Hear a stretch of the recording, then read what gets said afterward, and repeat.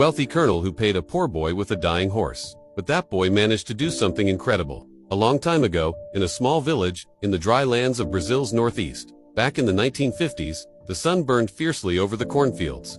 The wind whistled softly between the dry stalks. There lived a poor boy who had known only hardship. He was dirty, with hands cracked from endless labor, and feet always covered in the dust of the earth. He had no father, no mother, both had died years ago. All he had was an old clay hut, leaking when it rained and tearing when the wind blew hard. The boy didn't talk much. He had learned that when the poor speak, no one listens. In his land, the corn no longer grew, and there was nothing left to eat. So he went to town, hoping to find work. One day, he heard that the richest colonel in the region was looking for people to work on his lands. The boy didn't think twice. He left immediately, walking under the scorching sun, his stomach empty but his heart full of hope. When the colonel saw the boy arriving, he frowned. The man wore clean boots, a large belly, and a cruel smile. The colonel despised the poor, because he himself had once been one and hated remembering it. "And you," he said, "think you're good for anything?" The boy lowered his head. "Yes, sir. I'll do whatever you tell me to." The colonel laughed dryly and said, "All right then, go work. If you do it well, I'll pay you. If not, I'll chase you off my land." The sun burned mercilessly. The air smelled of manure. The boy obeyed the foreman, a rough, silent man, as harsh as the drought itself. He cleaned the corrals, fed the animals, fixed broken buckets, and repaired fences under the heat. Days passed, and then weeks. He worked from the rooster's crow until sunset. He didn't eat on time, only late, when hunger already made his belly ache. He never rested, never complained, he just worked quietly. After nearly a month, he already felt part of the ranch. His hands were blistered, his back curved, eyes tired, but his faith was unbroken.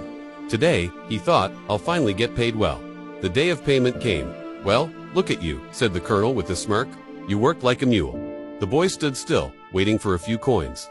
The colonel snapped his fingers. "Give the boy something," he ordered the foreman. "Find an old horse, anyone will do." The foreman obeyed, walked to the corral, and brought back a frail horse, barely able to stand. The animal's back was scarred, its eyes empty and sad. It breathed heavily, as if every sigh hurt. "There's your payment," said the foreman, pointing. "That's what the boss ordered." The boy stared, confused. "But I didn't work for a horse. I worked for money, for something to eat." The foreman turned away. "I just follow orders, kid. If you want it, take it. If not, leave it." The boy pressed his lips together, nodded silently, and grabbed the reins. He had never owned a horse before, especially one so sick and frail.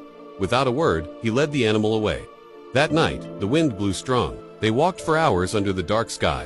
For a moment, the boy thought of leaving the horse behind. But something in its eyes reminded him of his own pain. They kept walking until reaching his small hut. He gave the horse a little water and some dry leaves. He sat beside it and whispered softly, "I won't let you die. Do you hear me?" The horse twitched an ear and sighed wearily. The boy smiled for the first time in a long while. Months passed. The horse was still thin, but the boy never gave up. He cleaned its wounds, removed the ticks, and talked to it as if it were a friend.